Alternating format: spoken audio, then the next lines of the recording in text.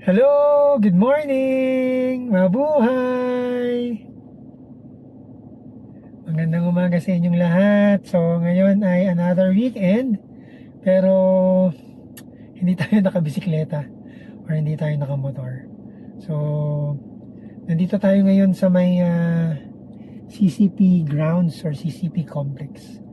So, tayo ay maglilibot dito para makita natin kung ano na bang meron dito sa CCP complex or may mga bago na ba na pwedeng makita dito dahil matagal-tagal na tayong hindi nakakalibot dito dahil syempre hindi naman tayo nakakapasyal sa bandang area na to.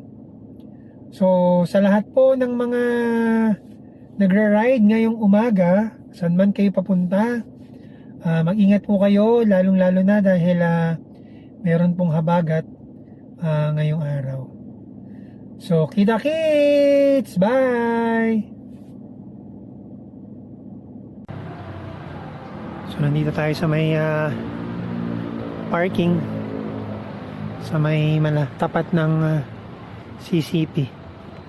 So, pupunta tayo dito sa may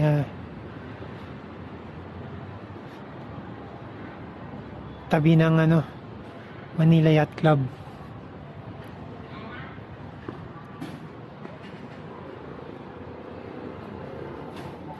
So dito sa part na to, maraming mga yate. Dahil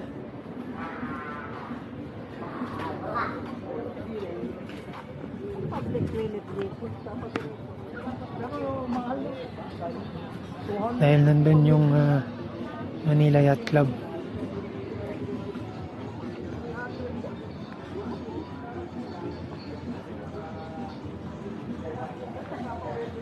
So ayun.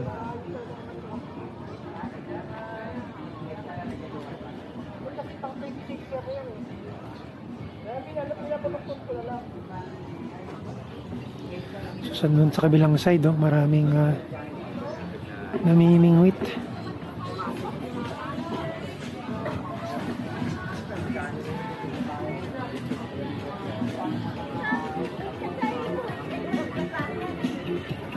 Ayan daming namimingwit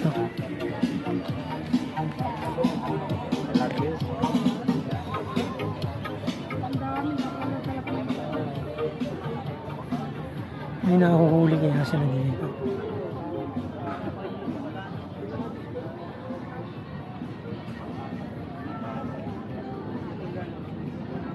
Kaso ang dumi ng tubig. Paano kaya yan?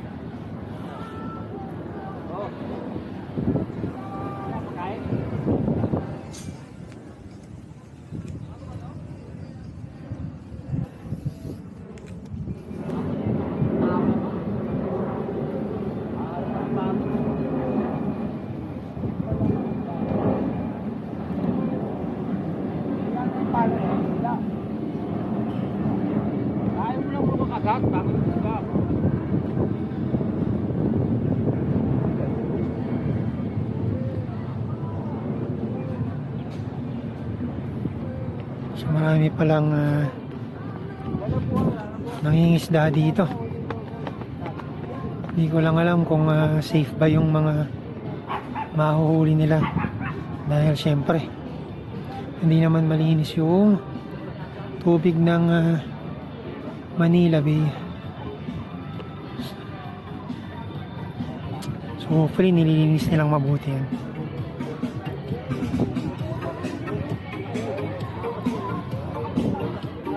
So lakad tayo sa labas and puntahan natin yung CCP mismo.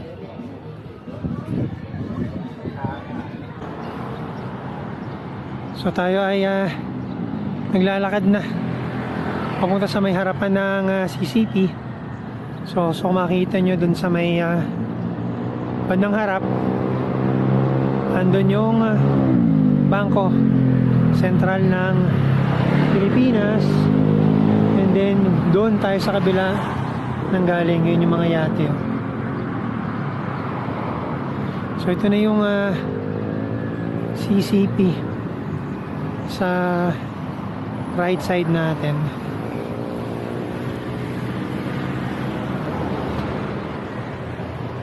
So yan. So mukhang may renovation ginagawa yung CCP dahil sarado yung may mga barriers dito sa may harapan.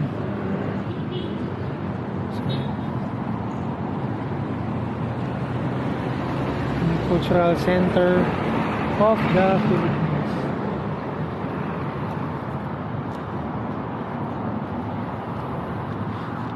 So itong stoplight, yan na yung Rojas Boulevard.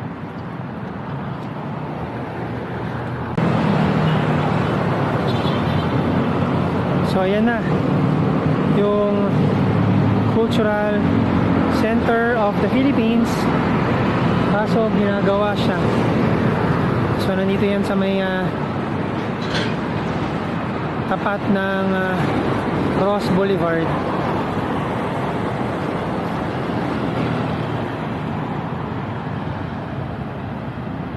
So mayroon ditong mga inassemble na container ng tubig. So hindi nalalayo dito is yung Star City. So puntahan natin. So, syempre may mga nagbabike dito dahil yung CCP complex is puntahan ng mga nagbabike at ng mga joggers. So yun na, nakikita na natin yung Ferris wheel ng Star City.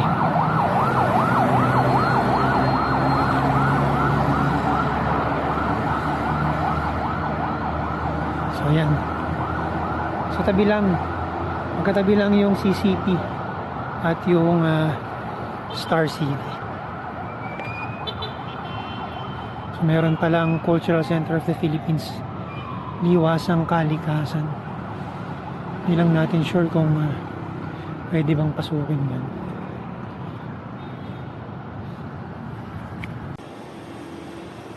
So yan na yung entrada ng Star City. So nandito rin yung Philippine Broadcasting Corporation, yung Aliw Theater, at syempre yung Star City. So lapitan natin. Ubus na kagad yung battery natin. Kaka-on lang natin.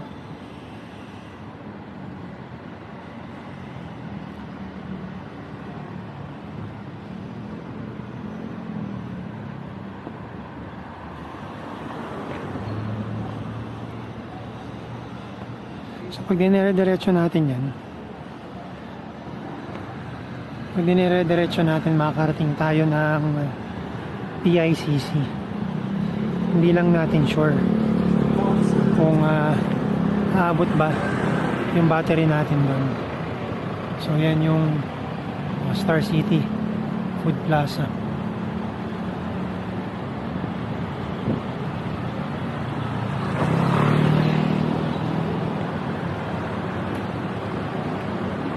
So obvious na ito na yung Star City dahil may sila design ng sa labas ng mga rides.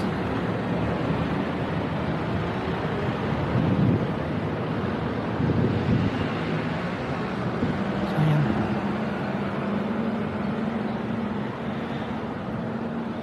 Una natin siya from there.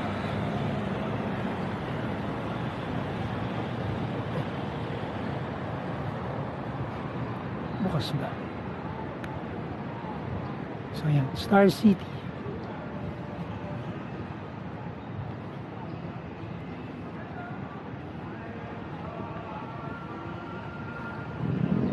So yan yung Star City against the light lang.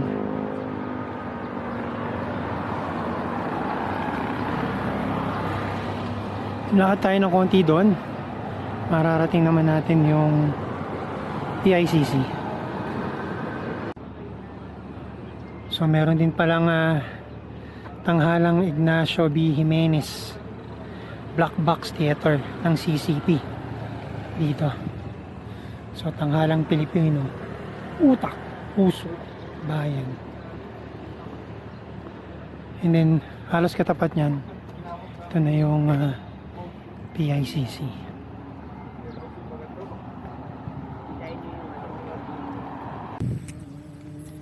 So medyo mainit na. Ang oras kasi is pasado alas 9 na ng umaga. So wala nang nagja-jogging, meron lang tayong isang nakasalubong.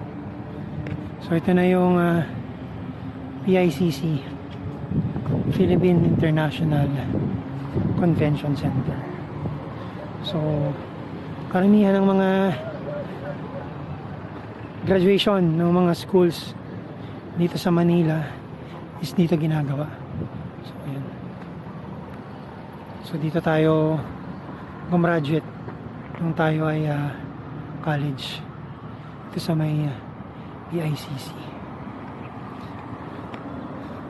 So basically yan yung makikita natin dito sa may CCP complex. So lakad pa tayo ng konti, tingnan natin kung ano pa yung pwede nating makita dito aside sa PICC at sa CCP at Star City.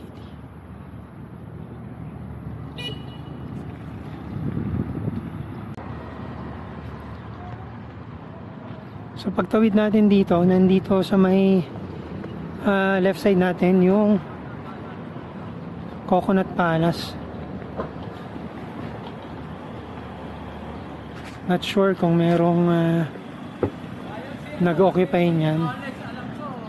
Pero yung Coconut Palace nung Vice President si Jojo Marbinay, dyan siya tumira. Ginawa yung Vice Presidential Palace.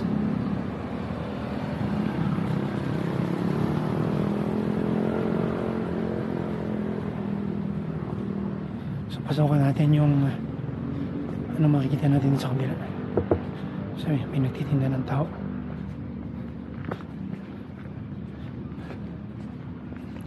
And itong sa right side, ang pagkakaalam ko, ito yung Folk Arts Theater eh. Pero parang hindi na rin operational. Ayun, may mga takip-takip ng yero dito sa right side natin. So dito sa CCP complex, meron ding mga tennis court. May mga nag-aaral mag-tennis. So from this location, from this parking area, merong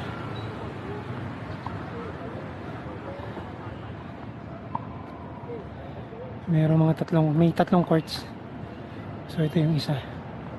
Yung isa mas competitive doon, no? Yung mga nag-aaral. So nag-aaral din tayong mag-tennis. Hopefully maituloy natin. Pag nagka-budget tayo, tutuloy uli natin yung ating pagte-tennis. So meron pang isang tennis court or dalawa pang tennis court dito sa kabila. And ayan, merong volleyball area. Wow! Out! So okay din ah. Ngayon ko lang nakita itong volleyballan dito. Tama yan. Yun na lang ang dapat pagkaabalahan ng mga kabataan.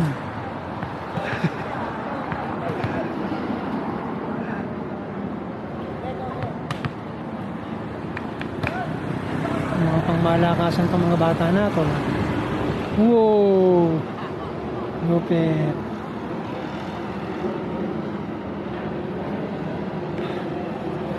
So doon na tayo nakaparking. Nakapark sa kabila. Pero alam ko meron ding basketball court dito. FEU Tamaraos.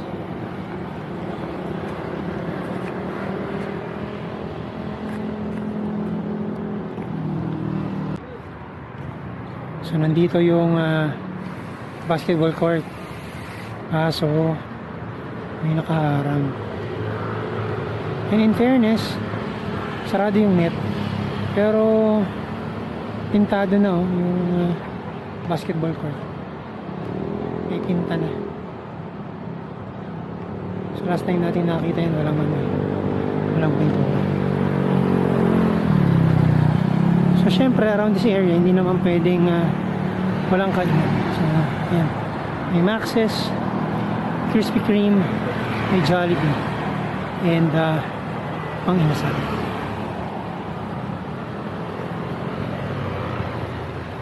So yun yung pinuntahan natin kanina. Doon tayo nang galing kanina.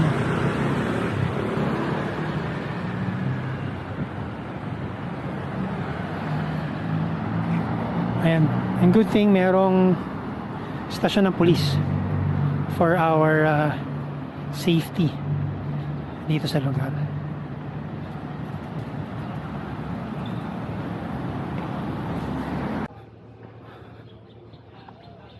So dito mukhang mas konti yung tao compared dun sa kanina. And dito hindi mga yate yung nakadaong. Oh, merong parang supercut Circular Explorer. So yan. So, may mga bikers dito. Nakatambay. So grabe. So ayan, MVXGC Express. Kita nyo naman kung gaano kadumi yung Manila Bay.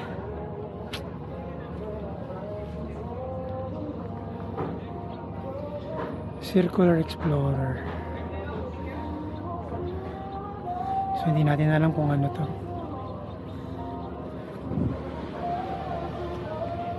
Dati may maraming mga naliligo-ligo mga bata dito. So yun, ang dami mga nakadaong na barko. Yun yata kasi yung mga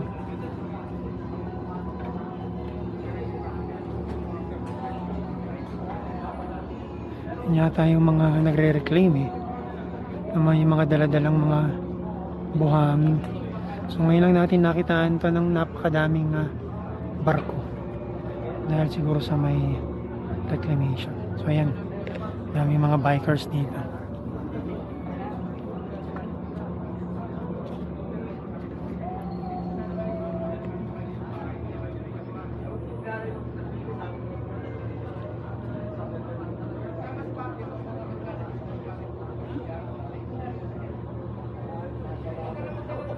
Grabe yung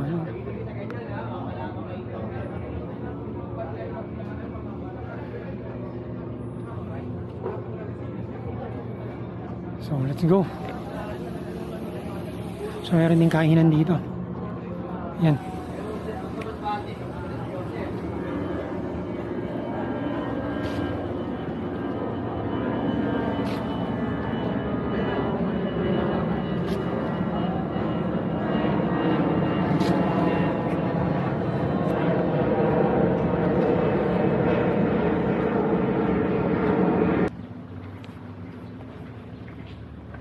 So dito na natin yung tatapusin yung ating paglilibot dito sa CCP complex.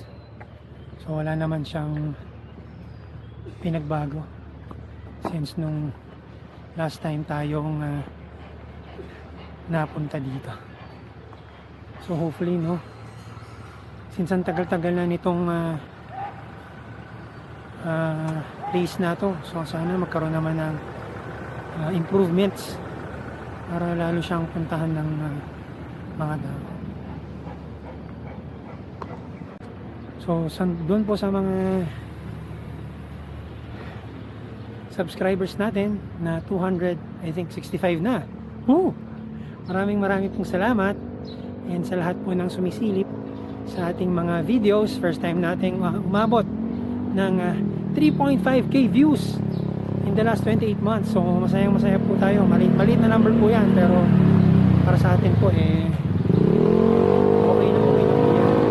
At least nalalaman po natin na may sumisilip sa ating mga videos. At sa mga hindi pa nakasubscribe sa ating YouTube channel, Rider Rocky lang po, and follow me as well sa Facebook page and follow me as well sa Instagram at BikerRock77. So from CCP Complex here in the city of Manila, marami pong salamat. Bye!